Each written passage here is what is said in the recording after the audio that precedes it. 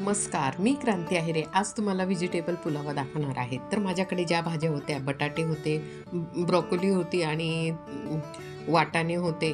तर ह्या दोघं तिघच भाज्या होत्या, जास्त काही भाज्या नव्हत्या. पण मग त्याचीच मला आज हे करायची होती आणि त्या सगळ्या भाज्या अशा चिरून घेतल्या. तुमच्याकडे ज्या भाज्या असतील त्या चिरून घ्या आणि त्याच्यानंतर 2 मोठे कांदे घेतले आणि त्याच्यामध्ये आपण इथे बारीक-बारीक चिरून घेतले. तर इथे टमाटे राहून गेले ते दाखवायचे. परत मी तुम्हाला टमाटे दाखवले, वाटाणे, ब्रोकोली असं सगळ्या भाज्या घेतलेल्या आहेत आणि इथे बारीक कांदे चिरून त्याची करप तयार केली आणि करप अर्धी तळून घेतली, म्हणजे अशी कडक तळून घेतली, अर्धी डिशमध्ये काढून घेतली. त्याच्यानंतर त्या करपीमध्येच आपण ह्या ठिकाणी इथे ज्या भाज्या काढलेल्या होत्या त्या भाज्या आपण इथे परतून घेतलेल्या आहेत सगळ्या. मग याच्यामध्ये कढईमध्ये आपण इथे त्या अशा थोड्या अर्धवट अशा परतून घेतलेल्या आहेत. तर असे अर्धवट परतून त्याच्यानंतर आपण इथे टमाटा टाकला. तुम्हाला गाजर टाकायचे तर गाजर टाकू शकता तुम्ही. त्याच्यानंतर इथे 2 वाट्या मोठे बासमती तांदूळ घेतले, 2 मोठे बासमती तांदूळ घेतले, चाळणीमध्ये टाकले, स्वच्छ करून घेतले आणि ते धुवून ठेवले. इकडे तोपर्यंत आपण इथे लाल मसाला टाकला, काळा मसाला टाकला आणि हळद टाकली. अद्रक लसूणची पेस्ट टाकलेली आहे. त्याच्यात आपल्याला आणि बिर्याणी मसाला जो आयता बिर्याणी मसाला होता तो टाकलेला आहे आपण इथे. बघा, हा इथे आयता बिर्याणी मसाला आहे ते 2 पॅकेट आपण इथे टाकलेला आहे. साधारण एक पावशर म्हणजे 2 वाट्यांची आपल्याला बिर्याणी करायची आहे. साधारण ही 4 माणसांसाठी. आणि 2 अख्ख्या मोठ्या मिरच्या टाकलेल्या आहेत, त्यासुद्धा आपण याच्यात सगळं असं मसाल्यासहित असं थोड्या वेळ परतून घेणार आहोत. मसाला टाकून अगदी झटकेपट, अगदी छान आणि चविष्ट. पूर्ण बघा कशा पद्धतीने करते. मसाला जळू नये म्हणून थोडंसं पाणी टाकून घेतलेलं आहे आणि पाणी टाकून थोडं वेळ परतू दिलेलं आहे. कढईमध्येच तेजपान टाकलेला आहे, थोडा खडा मसाला टाकलेला आहे. तर जे आपण बिर्याणी मसाला टाकतो त्याच्यातच खडा मसाला असतो.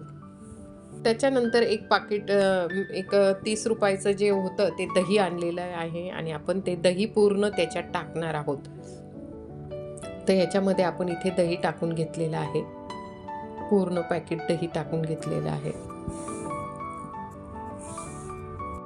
दही टाकल्यानंतर त्याला पाणी सुटणार आहे आणि छान असं हे सगळे आपण जे भाज्या कापलेल्या होत्या त्या दह्यामध्ये छान अशा परतून घेणार आहोत. अशा पद्धतीने आपण ही पूर्ण इथे परतून घेतलेलं आहे. इथे माझ्याकडे ज्या भाज्या असतील, तुमच्याकडे ज्या भाज्या असतील त्या तुम्ही टाकू शकता. फ्लावर, मोठी शिमला मिरची, गाजर, वाटाणे, फ्लावर असे सगळे तुम्हाला वांगे टाकायचे तर वांगे टाकू शकता, शेवगा टाकायचा तर शेवगा टाकू शकतात. आणि अशा पद्धतीने तर माझ्याकडे जे होते तेवढेच. माझ्याकडे बटाटे, तर माझ्याकडे ब्रोकोली होती, बटाटे होते आणि वाटाणे होते. त्याच्यानंतर मोठ्या अख्ख्या मिरच्या टाकलेल्या आहेत थोड्यामध्ये चिरून. तर हे असं एवढंच मी घेतले आणि टमाटे टाकलेले आहेत. तर तुमच्याकडे अजून काही भाज्या असतील तर त्यासुद्धा तुम्ही टाकू शकतात. आणि इथे आपण ही 4 माणसांची व्हेजिटेबल पुलावा बनवत आहे. छान असा आहे. तर बघा, इथे हे मसाले 5 मिनटं असे परतून घेतलेले आहेत. तोपर्यंत एका बाजूला आपण इथे तांदूळ स्वच्छ धुवून घेतलेले आहेत. इथे हे बिर्याणी तांदूळ घेतलेले आहेत, ते धुवून घेतलेले आहेत. आता आपल्याला ते स्वच्छ धुतल्यानंतर आपल्याला आता त्या ठिकाणी टाकायचे आहे. आपण त्याच्यात ते टाकून घेतलेले आहेत आणि एका बाजूला गरम करायला पाणी ठेवलेलं आहे. दुसऱ्या पातेल्यामध्ये एका बाजूला गरम करायला आपण इथे पाणी ठेवलं आहे आणि तांदूळ छान त्याच्यामध्ये परतून घेणार आहोत. जो मसाला होता आपला त्याच्यात ते परतून घेणार आहोत. हे बघा, अशा पद्धतीने आपण इथे परतून घेणार आहोत आणि आता आपण त्याच्यात पाणी टाकणार आहोत. हे बघा, हे शेजारी पाणी ठेवलेलं आहे, तुम्हाला दिसतच असेल. आणि त्याच्यात तेवढं पाणी, गरम पाणी आपण याच्यात टाकून देणार आहोत हळूहळू. आणि पटकन एकाच वाफेवर ही व्हेजिटेबल पुलावा होणार आहे, छान असा हा.